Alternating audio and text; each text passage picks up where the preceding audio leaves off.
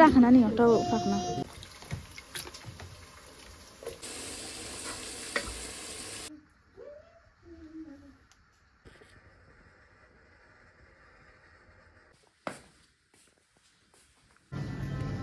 আছে আমার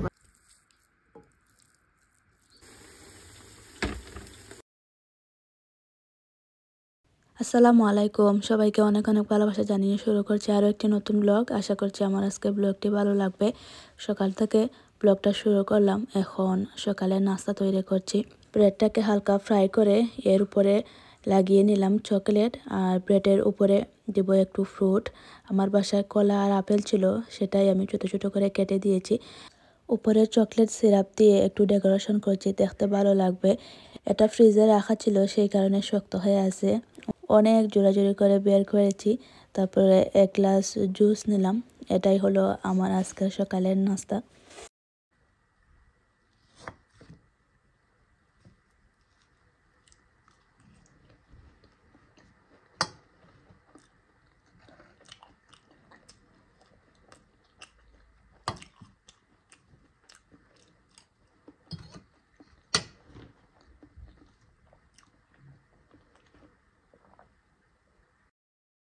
নাস্তা করার পরে এখন বাহিরে আসলাম। প্রথমে আসছি কফি শপে। কফি খাওয়ার পরে বাসার জন্য বাজার করব। আজ আমার হাজব্যান্ডের ছুটি ছিল, তাই ওনাকে নিয়ে আজ বের হয়েছি। বাসার জন্য যা যা প্রয়োজন সেগুলো কিনবো। আসলে এখন তো মাসের শেষ, মাছ মাংস সব কিছু শেষ হয়ে গিয়েছে, তো আজ এই সব কিছু কিনবো। আর এই যে আমার মেয়েটা চকলেট খাচ্ছে, ও এটা অনেক বেশি লাইক করে।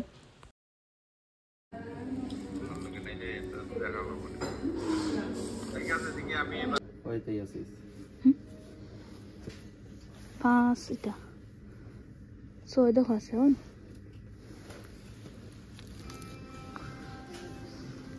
কইসাম দেনা নাই নাই ওগুলো লিটারও যে দাম 1.5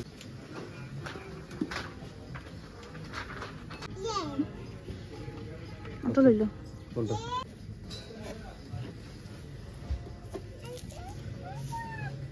ওটা 50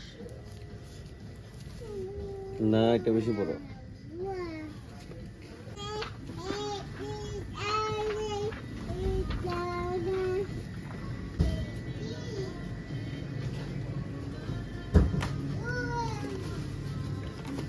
चलाती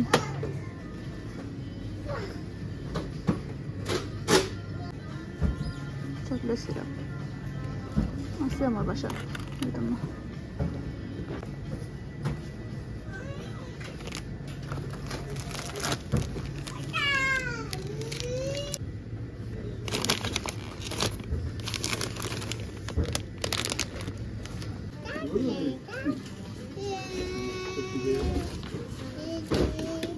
দেখা না নি ওটাও ফাঁক না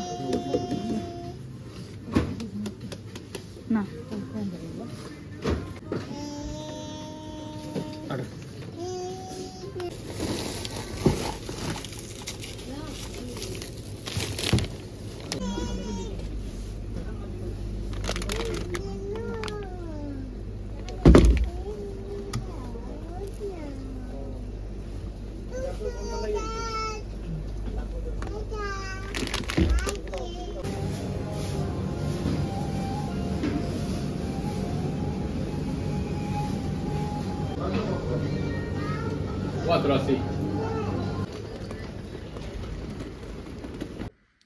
নিচে মাছ মাংস সবগুলা ঢুকিয়ে রেখে দিয়েছি।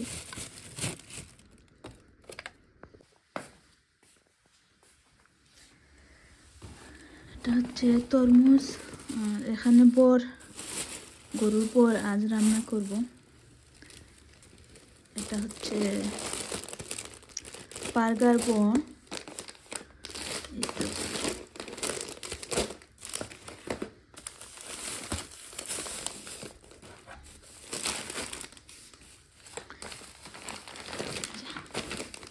পাপা পিঠা করার জন্য এই গুড়টা এনেছি।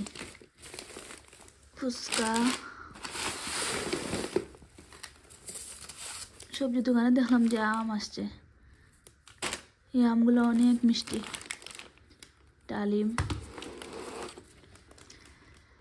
তারপরে এখানে আরো কিছু বাজার আছে, ডিম, পেঁয়াজ, চা পাতা, এগুলা।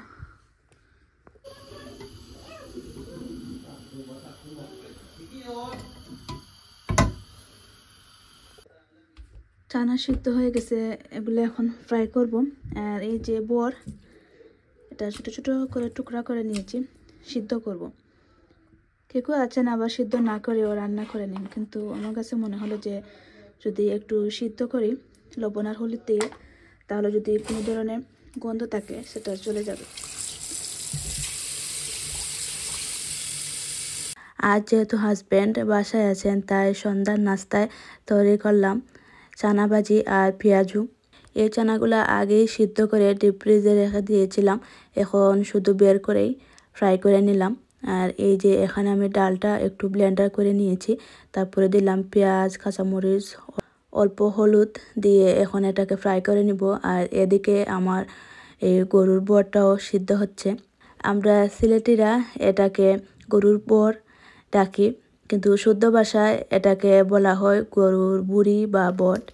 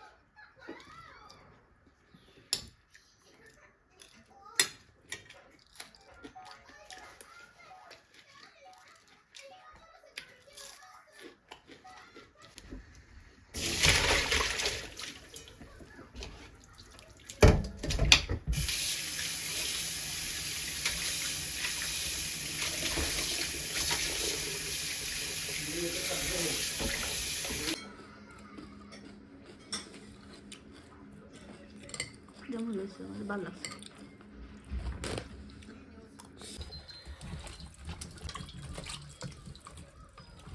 একটা গেল চুরচে নিয়ে আইস, হাত কমলা না হলদে নাম দিলে